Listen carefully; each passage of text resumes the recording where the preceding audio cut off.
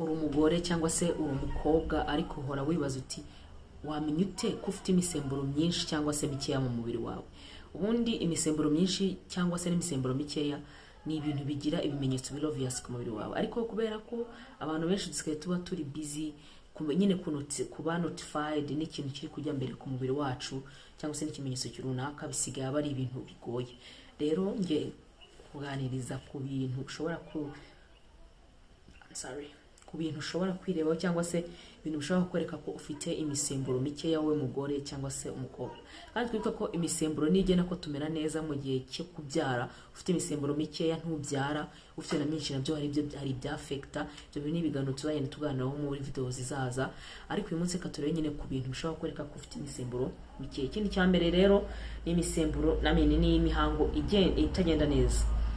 Uyu munsi wagiye mu mihango ku itariki 15, ejo wagiye ku itariki 30, ejo wagiye ku itariki ya mbere, nyine ibihero birahindagurika. Uyu munsi wavuye iminsi 10, ejo wavuye, ubwo navuga ibimenyetso byerekana ko ufite imisemburo mikeya ejo cyangwa idahagije mu mubiri. Ejo wavuye iminsi 20, icyo gihe ho wagiye crossing the red line, wenda no gutaha. Ejo wenda turabizi ko umukobwa ntagomba kurenza iminsi ibaye myinshi ni 7 cyangwa se 8 irenzeho uburwayi, nyine ugasanga bihora birahindagurika. Icyo gihe ntabwo aba ari ibintu nyine biba biri aho byizanye cyangwa byapfuye kubaho, nyine ufite imisemburo mikeya cyangwa se idahagije mu mubiri. Ikindi no kubyibuha cyangwa kuranuka cyane mu gihe gito.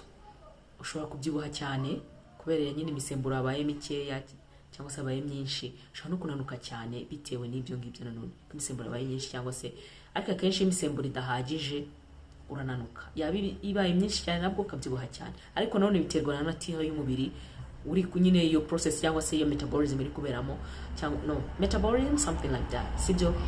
Rero iyo ibyo byose biri kubaho uri umukobwa, uravuga uti ni ibintu bisanzwe, of course ni umubiri nyine ugenda wihinduranya, ariko ibyo ni ibimenyetso bikwereka ko ufite imisemburo mikeya cyangwa se idahagije. Ikindi ni ukugira ibiheri byinshi ku ruhu.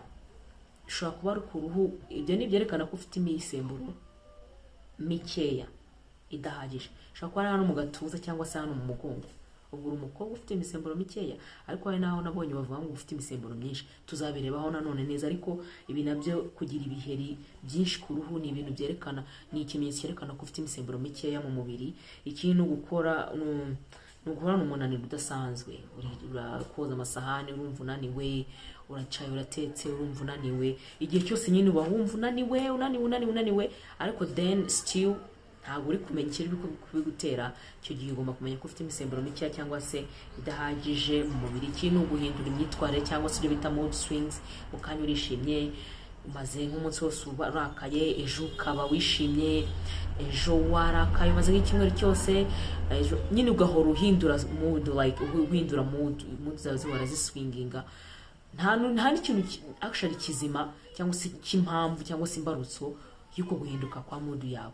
Ni ibintu nyine biri kukubaho, naho ubwawe ntabwo wabisobanura umuntu ukabyumva.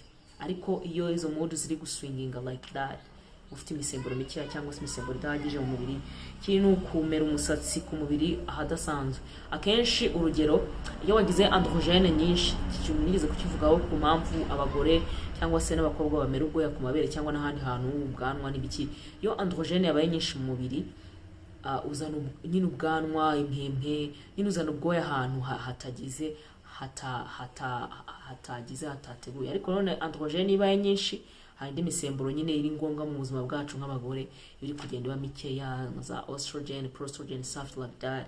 Rero ikindi ni ukubura ubushake bwo gukora sex cyangwa ukagira ubushake bwinshi. Iyo ufite imisemburo myinshi ugira nyine of course ubushake bwinshi kuko ni imibonano mpuzabitsina.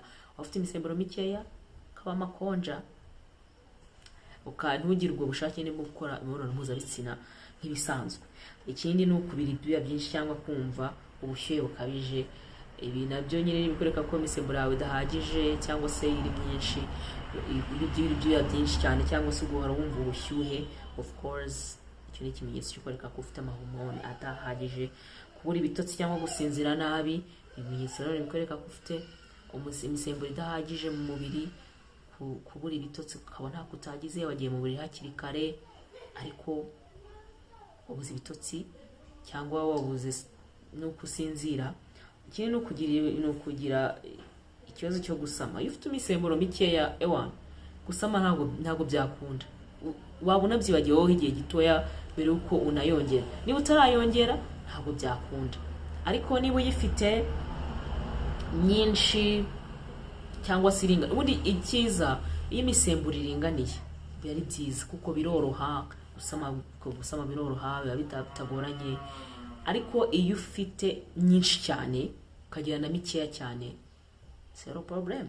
So ni ibyo ngibyo nakubwira ko byakoreka wowe umugore cyangwa umukobwa ufite imisemburo mikeya cyangwa se idahagije mu mubiri, kujya mu mihango incugane cyangwa se kutajya mu mihango neza. Twabibonye kumera ubwoya bwinshi ku bice bitandukanye by'umubiri, ubwo androgene babaye nyinshi n'utundi tuntu twinshi tugiye dutandukanye.